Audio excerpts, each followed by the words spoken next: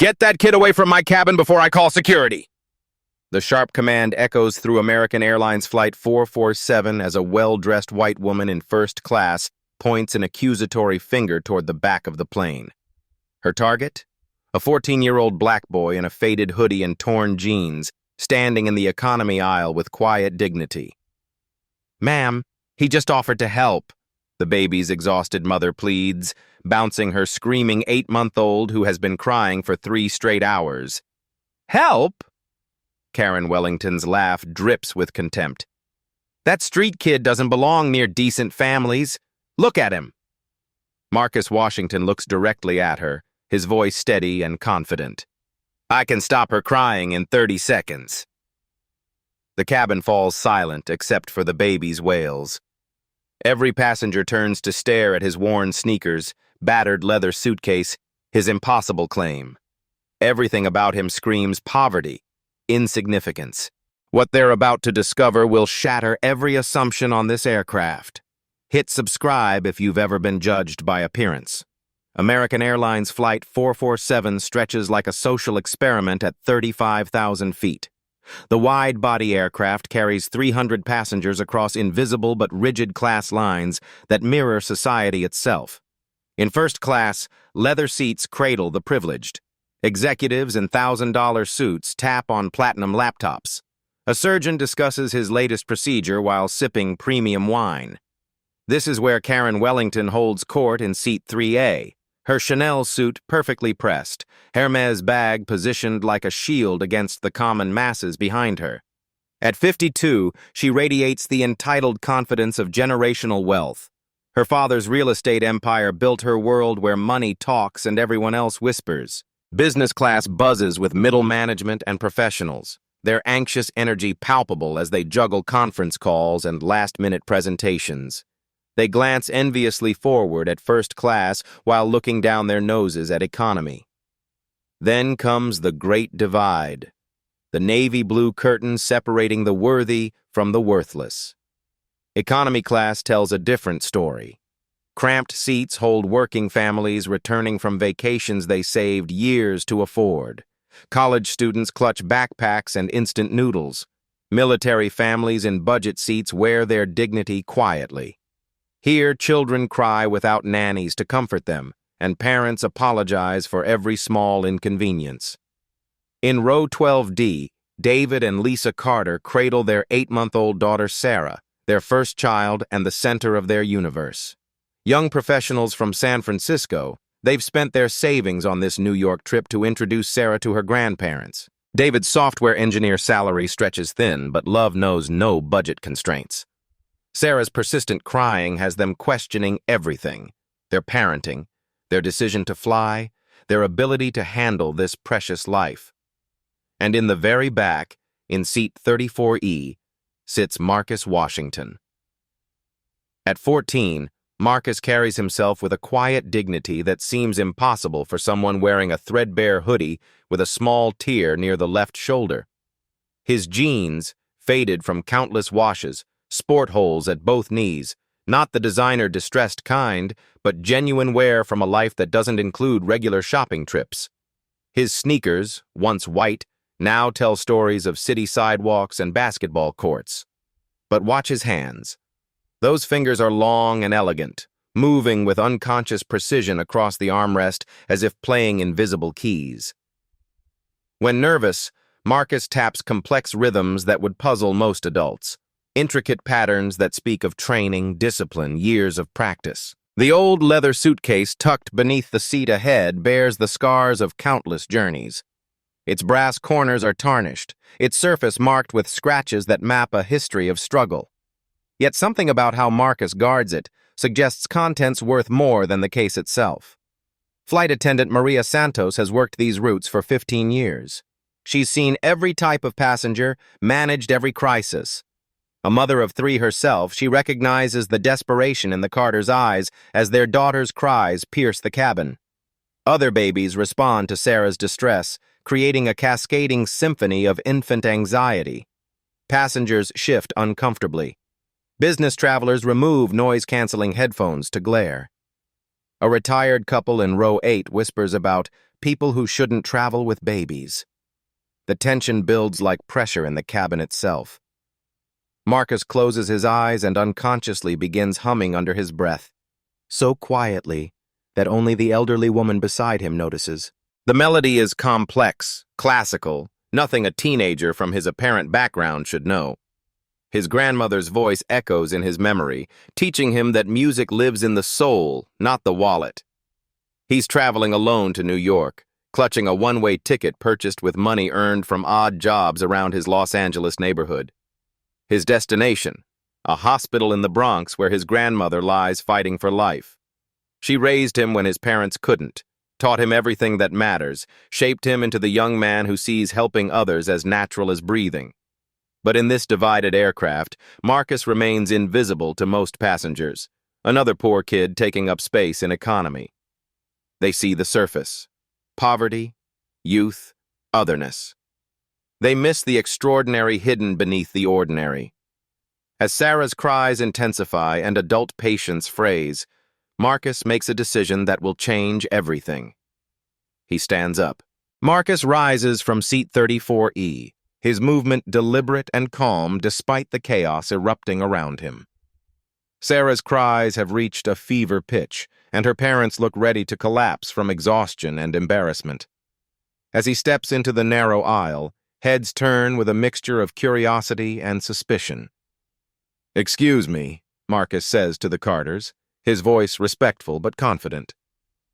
"I might be able to help with your daughter." David Carter looks up with desperate hope. "You know about babies?"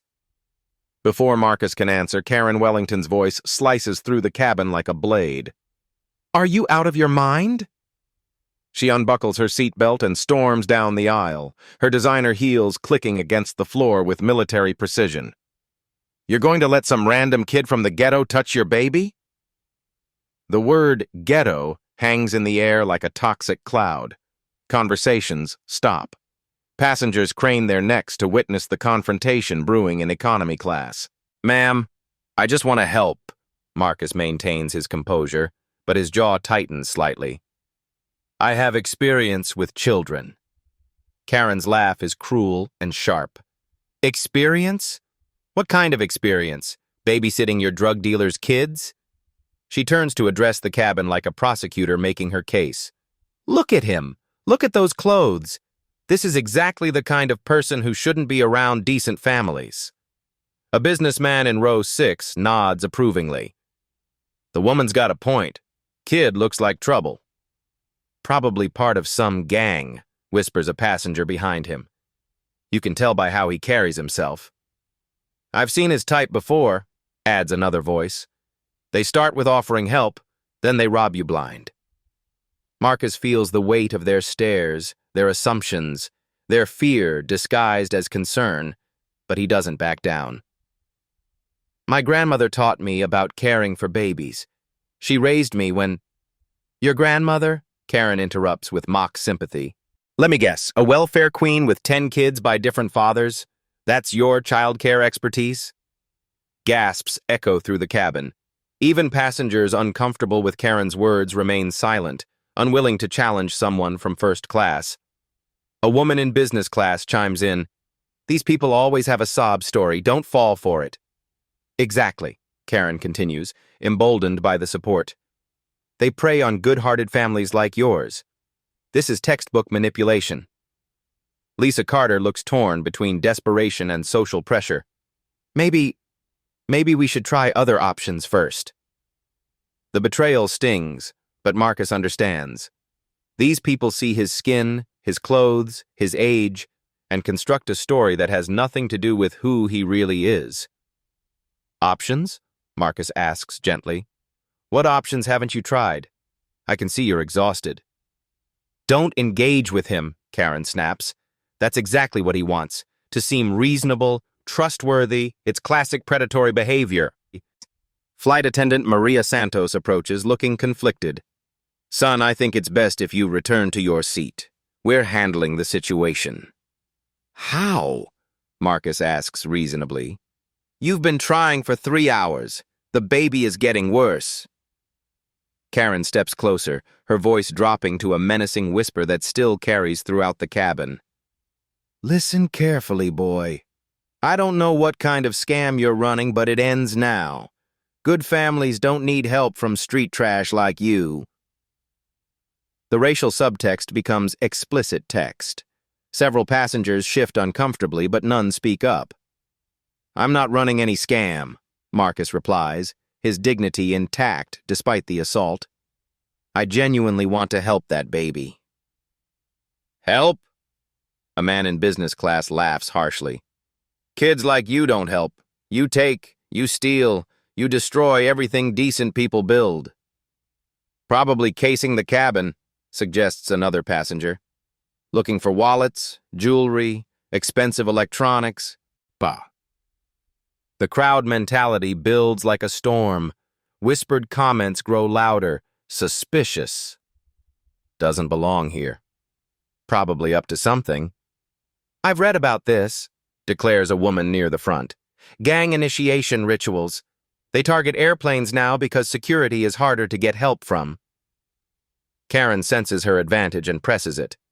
Security should check his background. Kids from his neighborhood don't just offer random help. There's always an angle. Always. Marcus's hands tremble slightly, but his voice remains steady. I'm not from any neighborhood you're thinking of. I'm just a 14-year-old boy trying to help a crying baby. 14? Karen's eyes gleam with malicious satisfaction. So you're a runaway, probably heading to New York to cause trouble. Where are your parents? Let me guess. Prison?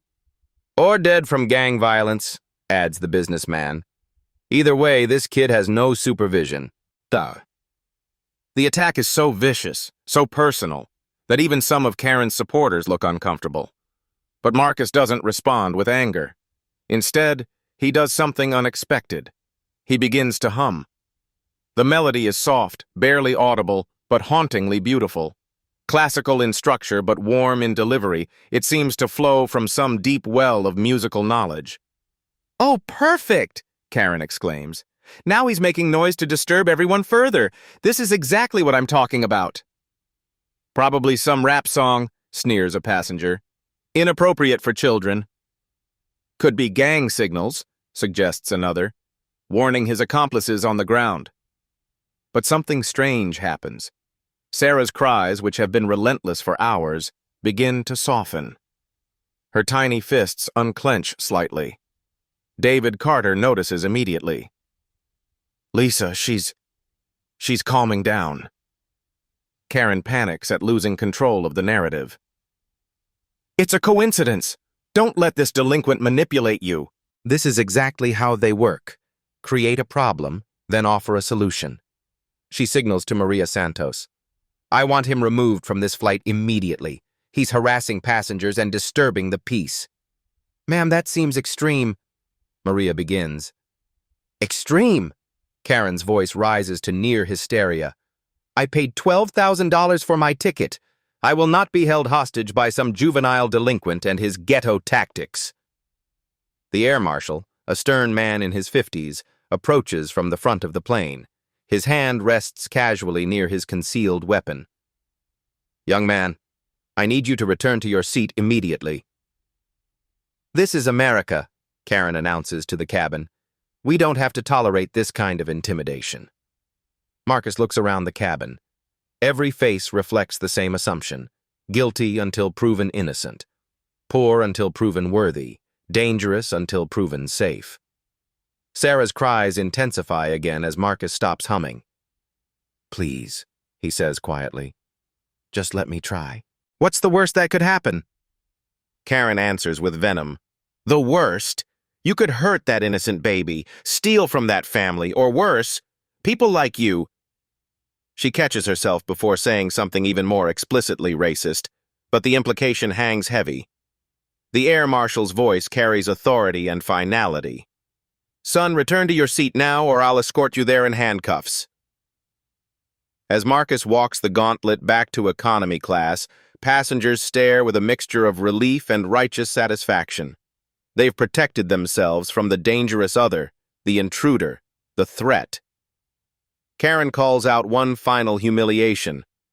And keep that noise to yourself. Some of us are trying to have a civilized flight.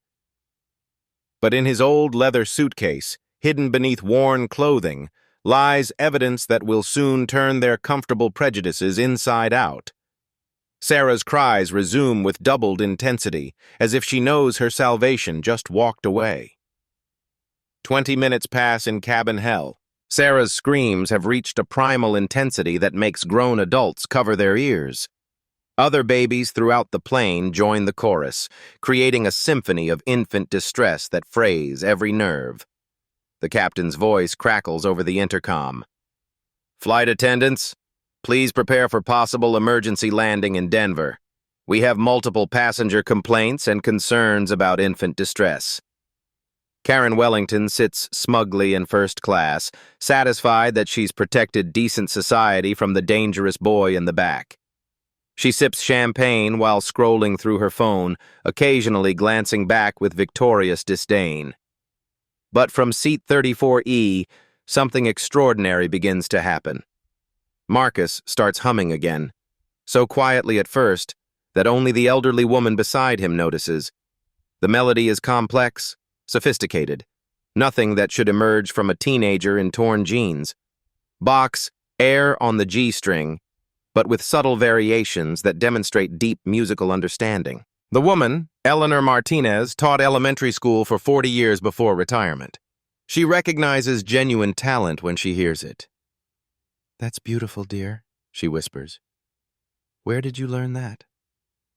"My grandmother," Marcus replies softly, never stopping the melodic flow. "She said music is medicine for the soul." 3 rows ahead, David Carter bounces Sarah desperately while Lisa paces the narrow aisle. The baby's face is red, her tiny body rigid with distress. But gradually, almost imperceptibly, something shifts. Sarah's screams become slightly less piercing. Her tiny fists, clenched in fury for hours, begin to relax. Her desperate kicking slows to restless movement. "David," Lisa whispers urgently, Is she calming down?" "I think so," he replies, hardly daring to hope. "What changed?" The answer comes from an unexpected source. A businessman in row 8, the same one who earlier called Marcus trouble, leans forward with confusion. "Is someone singing back there?" The humming grows slightly stronger, more confident. Marcus maintains perfect pitch and rhythm while incorporating subtle variations that speak of years of training. Classical music theory flows through his voice like second nature. Sarah's transformation becomes undeniable. Her cries fade to whimpers, then to curious silence. For the first time in 3 hours, she looks around with alert, interested eyes instead of screaming in distress. "It's the music," Eleanor announces to nearby passengers. "That young man's humming is calming her down." Word spreads through the cabin like wildfire. Passengers crane their necks to locate the source of the mysterious melody. Some pull out phones to record, sensing something extraordinary happening. Karen Wellington notices the shift in energy and storms back toward the economy. "What's all this commotion about?" "The baby stopped crying," a passenger explains. "That kid's humming worked." Karen's face contorts with rage. "Absolutely not! I will not allow you people to credit that delinquent with anything." She marches to Marcus's row, her voice sharp with authority. "You, stop that noise immediately! You're disturbing passengers with your street music!" Marcus looks up calmly. "The baby seems to like it, ma'am." "I don't care what the baby likes," Karen's voice carries throughout the cabin. "I paid good money for a peaceful flight, not some ghetto concert." Flight attendant Maria Santos approaches cautiously. "Ma'am, if the music is helping the infant—" "It's not helping anything," Karen interrupts. "He's manipulating the situation, making noise until people give him attention and money." To prove her point, she demands Marcus stop humming entirely. "Complete silence, now!" Marcus complies, closing his mouth mid-melody. The effect is immediate and dramatic. Within 30 seconds, Sarah's peaceful state evaporates. Her face reddens, tiny fists clench, and the screaming resumes with renewed intensity. "Coincidence," Karen declares desperately, but her voice lacks conviction. Eleanor Martinez speaks up with the authority of 4 decades teaching children. "Young man, please continue. That baby needs your music." "He doesn't have permission," Karen begins. "I'm giving him permission," David Carter calls out. "If it helps Sarah, please keep singing." Marcus begins humming again, and once more, the magic happens. Sarah settles, her cries fading to contented silence. The transformation is so obvious that even Karen's supporters begin to question their assumptions. Marcus reaches into his battered suitcase and pulls out a worn leather notebook. As he opens it, sheet music becomes visible, complex compositions written in careful handwriting. For eagle-eyed passengers, something else might catch attention. The faint embossing on the notebook's cover, barely visible through years of wear. Karen spots the notebook and laughs mockingly. "Oh, perfect! Now he's got a prop. Probably bought that fake music book at a pawn shop to impress gullible people." But her laughter sounds forced, nervous. Around the cabin, passengers are starting to put pieces together. The sophisticated melody, the baby's immediate response. The notebook is full of serious musical compositions. Marcus continues humming while studying his notes, making small adjustments to his melody based on written variations. His technique displays knowledge of infant psychology combined with advanced musical training, an impossible combination for a street kid from the ghetto. Sarah sleeps peacefully in her mother's arms for the first time all day. With Sarah sleeping peacefully, Marcus gains unexpected allies throughout the cabin. Eleanor Martinez becomes his most vocal supporter, using her teacher's authority to challenge other passengers' assumptions. "I've worked with children for 40 years, she announces. "That young man has extraordinary talent." A young mother in row 15 nods enthusiastically. "My daughter stopped fussing too when he started humming. It's like magic." But Karen Wellington refuses to surrender control of the narrative. She rallies her supporters with increasingly desperate attacks. "Don't let him fool you. This is exactly how con artists work. They create a crisis, then offer a solution. Classic manipulation." A businessman in first class amplifies her message. "These people are trained from childhood to exploit good-hearted Americans. They target airplanes because we can't escape or get help." "Exactly!" Karen's voice rises with righteous indignation. "He probably has accomplices on the ground waiting to rob the families he's helped during the flight." Marcus stands up slowly, his notebook of compositions clutched in his hands. For the first time, he speaks with growing confidence instead of defensive politeness. "Ma'am, I understand your concerns, but I'd like to explain something about infant psychology and musical therapy." His words are articulate, knowledgeable, completely at odds with the street kid narrative Karen has constructed.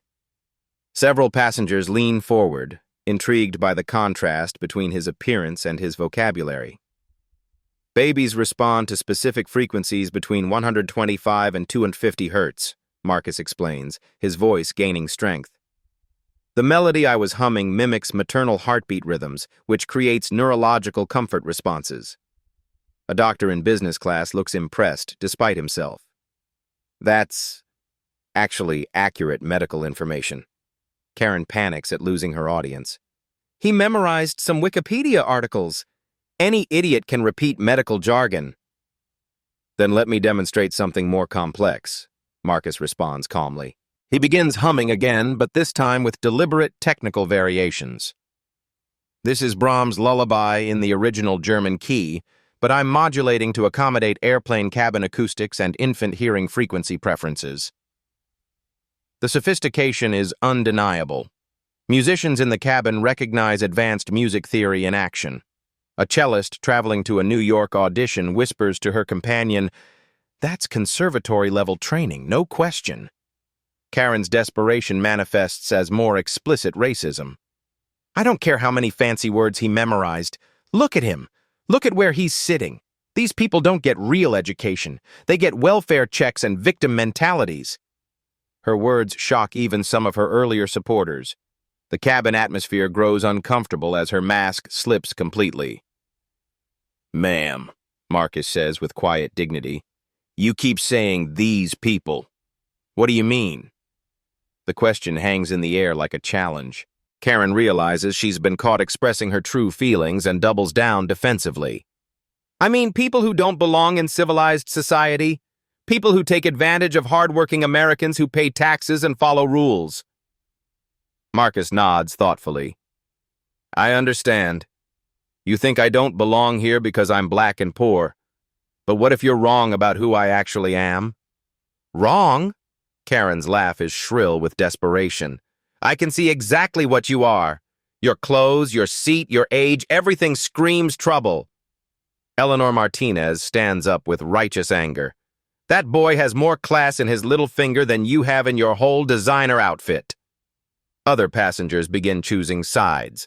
The working families in the economy rally around Marcus, recognizing one of their own facing unjust treatment. But several business and first-class passengers support Karen, uncomfortable with their existing prejudices being challenged. "This is exactly what is wrong with America," declares a man in business class. "We can't even protect our families on airplanes anymore without being called racist." Marcus reaches into his suitcase again, this time pulling out sheet music with official letterheads visible. "I'd like to try something special for Sarah. A composition I wrote specifically for infant neurological development." "He wrote?"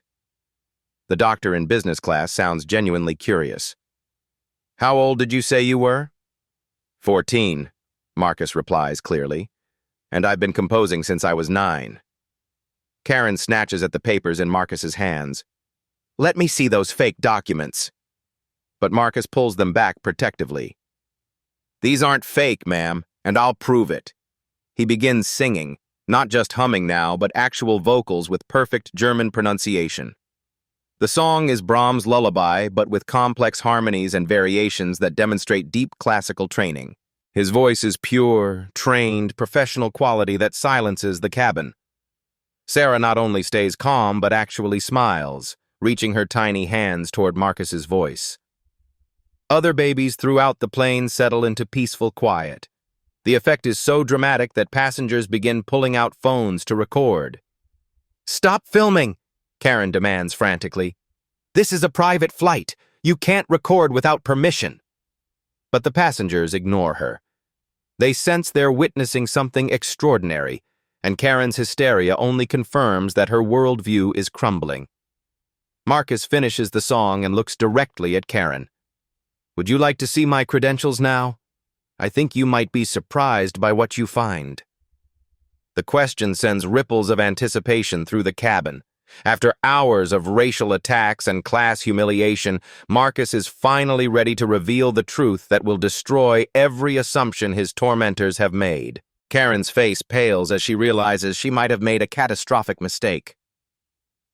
I don't need to see anything from you." "I think you do," Marcus says quietly. "I think everyone does."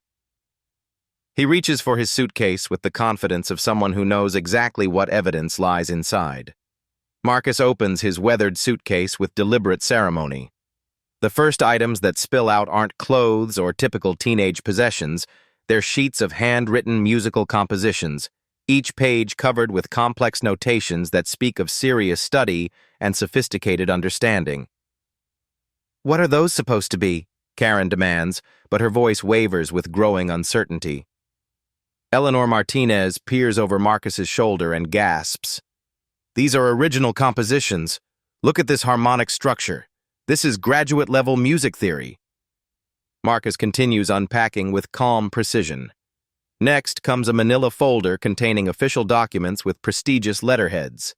The Juilliard School logo is unmistakable, printed on heavy paper that screams authenticity. A passenger in row 10 leans forward to read aloud.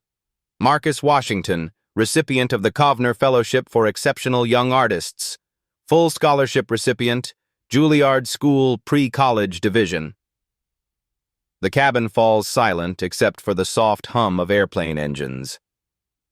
That's impossible, Karen whispers, but doubt creeps into her voice for the first time. Marcus pulls out a photograph that stops every conversation. The image shows him in formal concert attire, black tuxedo, bow tie, hair perfectly styled, standing beside the conductor of the New York Philharmonic at Lincoln Center. His posture, his smile, his entire presence radiates the confidence of a professional performer. "Oh my God," breathes the cellist from business class. "I know that conductor. That's Gustavo Dudamel." More photographs follow.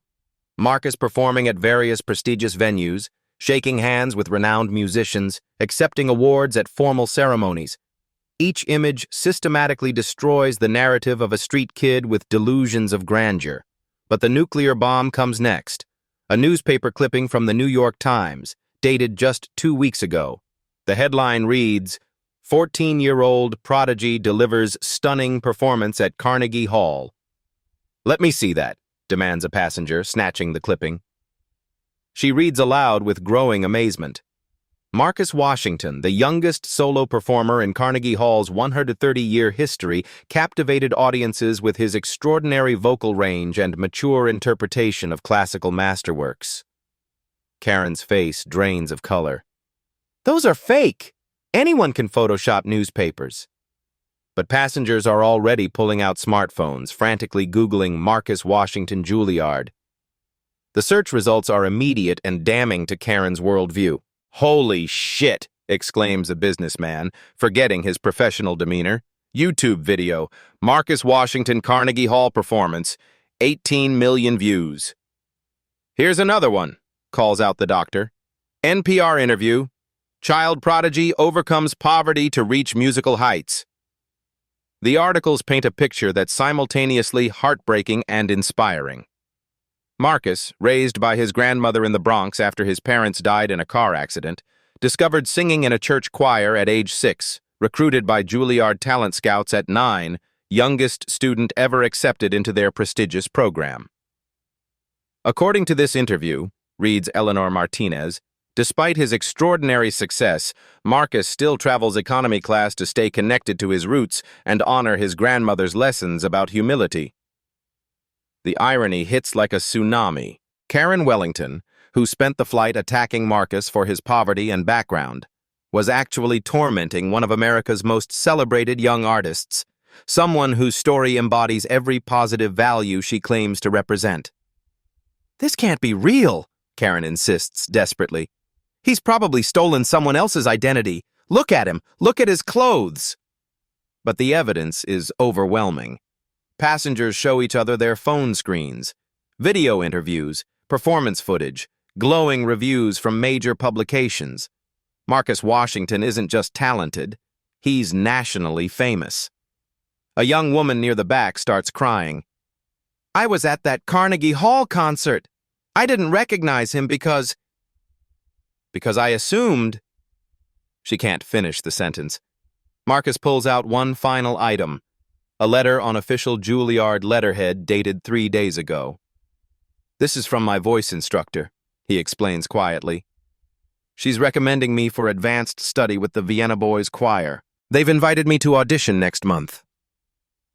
The letter's authenticity is unquestionable. Even Karen's most devoted supporters begin backing away from her, embarrassed by association. "I don't understand," stammers the businessman who earlier called Marcus trouble. "Why didn't you tell us who you were?" Marcus's answer cuts through the cabin like a blade. "Would it have mattered? Should I need a resume to offer help to a crying baby?" The question hangs in the air, forcing every passenger to confront their own prejudices. They judged him not by his character or intentions, but by his appearance and assumptions about his background. Karen makes one final desperate attempt at denial. "Even if this is real, it doesn't prove anything. You still could have been lying about helping the baby." Marcus closes his notebook with quiet finality. "Ma'am, I think it's time I showed everyone what real help looks like." The stage is set for a performance that will not only vindicate Marcus but transform every soul aboard Flight 447. Marcus stands in the center aisle of economy class, surrounded by damning evidence of his extraordinary talent. But Karen Wellington refuses to surrender, her desperation manifesting as increasingly vicious attacks that shock even her former supporters. "I don't care what fake documents you bought," she screams, her carefully maintained composure completely shattered. Mascara streaks down her cheeks, her Chanel suit wrinkled from frantic gesturing. "You're still just another welfare brat trying to con decent people with stolen papers and crocodile tears." Her words hang in the cabin air like toxic fumes. The businessman who earlier agreed with her looks visibly uncomfortable, loosening his tie and avoiding eye contact. "Ma'am, maybe we should reconsider." "Reconsider what?" Karen whirls on him with pure fury, her voice reaching a pitch that makes babies stir. "Let this little criminal manipulate us with sob stories and fake credentials? This is exactly how they operate, playing the victim, exploiting white guilt, stealing opportunities from deserving families." The racist subtext becomes explicit text, causing several passengers to gasp audibly. A young mother shields her children's ears while shooting Karen disgusted looks. Marcus remains perfectly calm despite the racial venom pouring over him like acid rain. His posture stays straight, dignified, unbroken. "I understand your skepticism, ma'am. Words and documents can always be questioned. But music doesn't lie. It can't be faked or stolen or manipulated. It simply is." He moves deliberately to the center of the main aisle, positioning himself where every passenger can see and hear clearly. The airplane's cramped quarters transform into an intimate concert hall as travelers crane their necks for optimal viewing angles. Even the flight crew gathers at both ends of the cabin. "I'm going to perform something I composed myself," Marcus announces with quiet confidence that fills the space. "It's called Dreams Over Clouds, written specifically for children who've lost their way, who've forgotten they're capable of soaring." Karen's face contorts with desperate rage. "Performance? You think this is some kind of show? Some ghetto talent competition? You're not entertaining us, you little—" She catches herself milliseconds before saying the racial slur, but the implication cuts through the cabin like a blade. "Actually," interrupts Dr. Stevens from business class, adjusting his glasses nervously, "I'd very much like to hear this. If he's genuinely from Juilliard, this could be quite remarkable." "He's not!" Karen shrieks, her voice cracking with hysteria. "Can't you see what's happening? He's playing all of you like puppets." This is exactly what they teach these people in the inner cities. Manipulate liberal sympathy, exploit bleeding heart emotions, steal from hard-working Americans. Eleanor Martinez rises from her seat with righteous fury blazing in her eyes. "That's enough. Your racism is absolutely disgusting. I've taught children for 40 years, and that boy has more character than you'll ever possess." "Racism?" Karen laughs with unhinged hysteria. "I'm being realistic. I'm protecting decent families from predators who prey on kindness." Marcus closes his eyes, centers himself with the meditation techniques his grandmother taught him, and begins. The first note emerges from his throat like liquid starlight, pure and crystalline in the pressurized cabin. It resonates through the metal fuselage with impossible clarity, immediately establishing that this isn't amateur talent or raw, natural ability. This is world-class vocal training combined with extraordinary genetic gifts shaped by years of rigorous discipline. The melody begins softly, conversationally intimate, as if Marcus is speaking directly to baby Sarah's sleeping soul. His breath control demonstrates masterful technique. Each phrase flows seamlessly into the next without apparent effort, supported by diaphragmatic breathing that creates maximum resonance in minimal space. "High above the world tonight, floating on silver wings, close your eyes, my little one, and hear what the angel sings." His voice possesses that rare quality that immediately captivates every ear within range. Passengers who were checking phones, reading books, or engaging in whispered conversations stop everything to listen. The airplane's mechanical soundtrack, air conditioning, engines, electronic beeping, fades into irrelevant background as Marcus's voice claims every corner of the cabin. The song's sophisticated structure reveals itself as advanced classical composition disguised as accessible emotional appeal. Complex harmonic progressions underlie simple, memorable melodies. Professional musicians aboard recognize immediately that they're witnessing something extraordinary. When the storms of life arise and the world seems cold and dark, remember love will light the way, like a gentle, beating heart. Sarah sleeps peacefully in her mother's arms, stirring slightly to smile in her dreams as if recognizing the voice that brought her comfort. But the music's magic extends far beyond its original intended recipient. A toddler 3 rows forward stops fussing completely. An elderly gentleman with tears streaming down weathered cheeks remembers his own grandfather's lullabies from 70 years past. Karen watches in growing horror as her support system evaporates. Passengers who minutes ago nodded agreement with her racial assumptions now stare at Marcus with undisguised awe, their prejudices crumbling in real time. The song's second verse showcases Marcus's technical mastery in ways that leave professional musicians speechless. He incorporates complex vocal runs that demonstrate serious operatic training while maintaining the lullaby's emotional intimacy. His pitch remains flawlessly accurate throughout multiple key modulations, his rhythm sophisticated, yet feeling completely natural. Though the journey may be long and the path seems hard to find, keep the music in your heart. Let it lift your weary mind. The lyrics take on deeply personal meaning as Marcus's own story becomes clear to anyone truly listening. He's singing about his own journey, losing his parents in that devastating car accident, facing grinding poverty, enduring constant racism, finding salvation and identity through music when everything else failed. Flight attendant Maria Santos wipes tears from her eyes, forgetting professional composure entirely. The businessman who called Marcus trouble stares in shocked silence, his worldview reshaping in real time. Even the air marshal, trained to remain emotionally detached, finds himself profoundly moved by the extraordinary performance unfolding at 35,000 feet.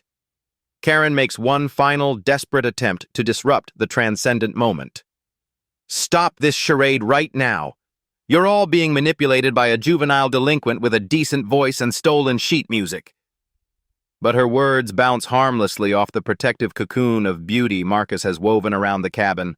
Passengers actually turn to glare at her with genuine anger, furious that she's attempting to interrupt something sacred and healing. Marcus flows seamlessly into the bridge section, where his voice soars to heights that shouldn't be anatomically possible for a 14-year-old's vocal cords. He harmonizes with himself through advanced vocal techniques learned from world-class instructors, creating the ethereal illusion of multiple angelic voices singing in perfect unity. So dream beyond the clouds tonight, where possibilities are born. Tomorrow holds a symphony for you to greet the dawn. The emotional climax builds as Marcus pours his entire life story into the performance. Every moment of rejection, every cruel assumption about his worth, every time someone looked at his thrift store clothes and decided he was worthless, it all transforms into something luminous, healing, and transcendently beautiful. Sleep now, precious child of hope. Let peace carry you away. Music lives within your soul, and love will light your way. His voice breaks slightly on the final phrase, not from technical failure, but from pure, overwhelming emotion. The vulnerability makes the performance even more powerful, reminding everyone that despite his extraordinary talent and national recognition, he's still fundamentally a 14-year-old boy who's faced more hardship and loss than most adults endure in lifetimes. The song concludes with Marcus holding a perfect high note that seems to float in the air like a blessing from divine sources. He fades gradually to gentle humming, then to profound, sacred silence. For 10 full seconds, no one moves or breathes. The cabin exists in suspended animation, as if the airplane itself is holding its breath in reverence for what just occurred. Then spontaneous applause erupts from the back rows and spreads forward like wildfire consuming dried prejudice. Passengers leap to their feet with genuine enthusiasm, clapping and cheering with tears streaming down faces of every color and background. Smartphones appear everywhere, capturing this moment of transformation for eternal posterity. "Bravo!" shouts the professional cellist, her classical training allowing her to recognize true artistry. "That was beyond Carnegie Hall quality." "It was straight from heaven," Eleanor Martinez corrects, her voice thick with emotion. Karen Wellington stands frozen in the aisle, her entire worldview crumbling around her like ancient rotten foundations. She's just witnessed something that destroys every assumption she's made about race, class, and human worth. The dangerous ghetto kid she tried to remove from civilized society is actually one of America's most celebrated young artists. The performance's impact ripples through the cabin in ways that transcend individual transformation. Passengers begin approaching Marcus with heartfelt apologies and genuine requests. Business cards appear from music industry professionals who happen to be aboard. The captain's voice crackles over the intercom, cutting through the thunderous applause. "Ladies and gentlemen, this is Captain Rodriguez.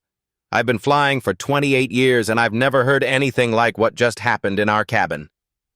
Mr. Marcus Washington, on behalf of American Airlines and every soul aboard this aircraft, please accept our profound gratitude for bringing peace and beauty to our flight."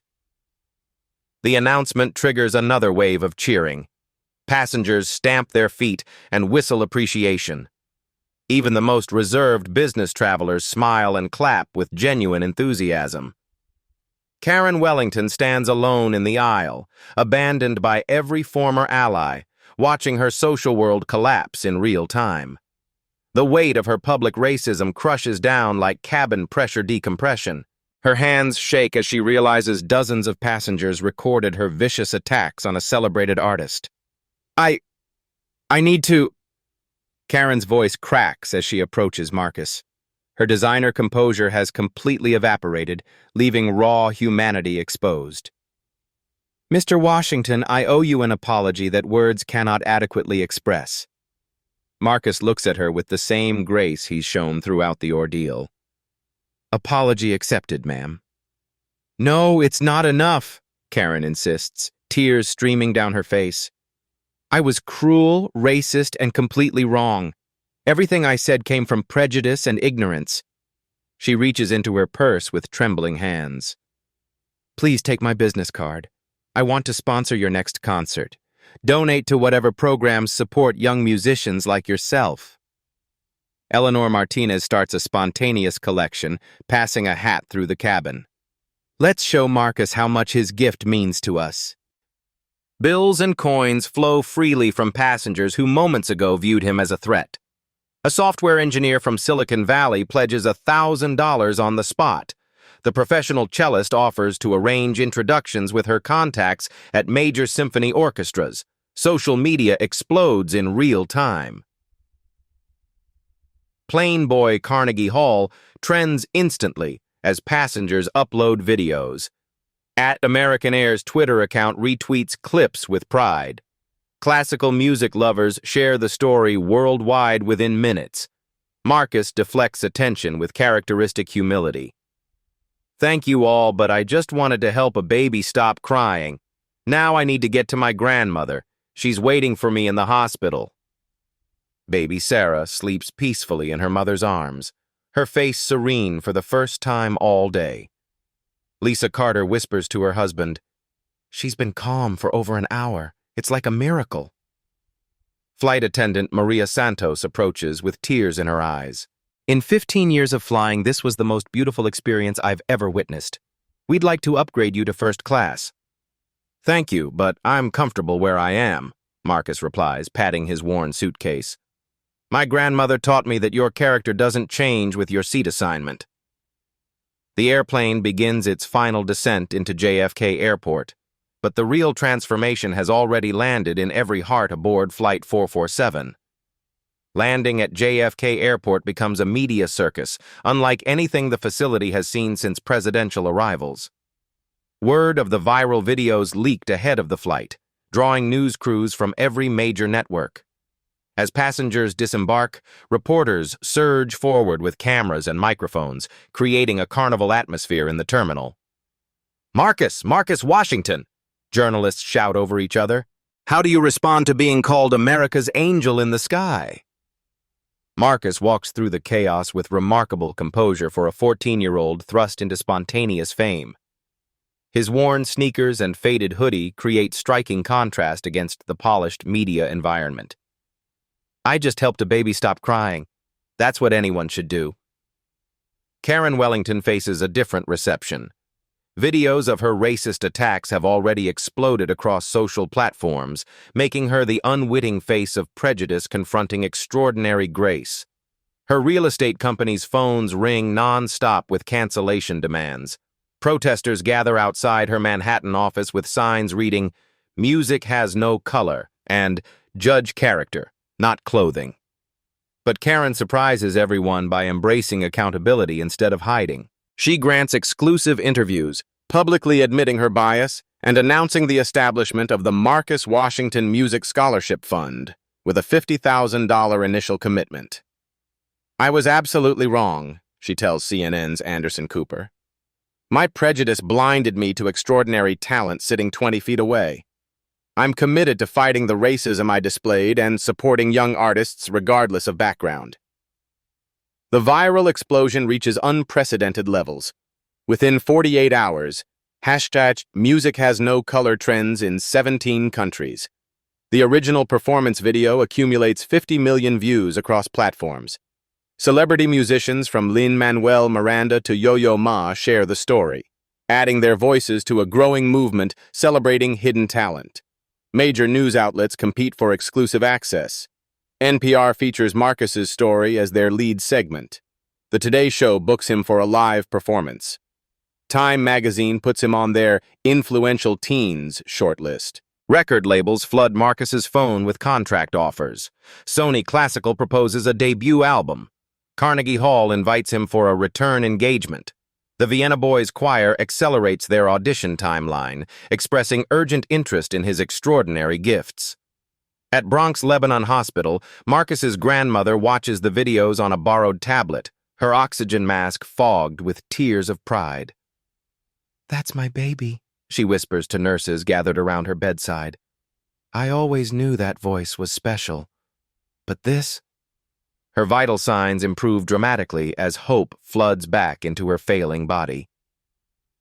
American Airlines transforms the incident into a company-wide learning opportunity.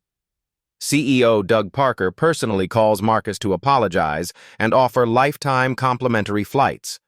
The airline implements new anti-discrimination training for all staff, using Flight 447 as a case study in recognizing unconscious bias. Baby Sarah's family maintains close contact with their unlikely savior. David Carter creates a GoFundMe for Marcus's continuing education that raises over $200,000 in 3 days. Lisa posts regular updates showing Sarah's development, crediting Marcus's early intervention with her unusually calm temperament. The story transcends entertainment to become a cultural milestone. Harvard Business School adds the case to their diversity curriculum. Congressional representatives cite Flight 447 in speeches about judging character over circumstances. Elementary schools across America use the videos to teach tolerance and recognizing hidden potential. Through it all, Marcus remains remarkably grounded. He still flies economy class, still carries the same worn suitcase, still deflects praise toward his grandmother's teachings. When asked about his sudden fame, he simply says, "Music brought us together. Now maybe we can listen better to each other."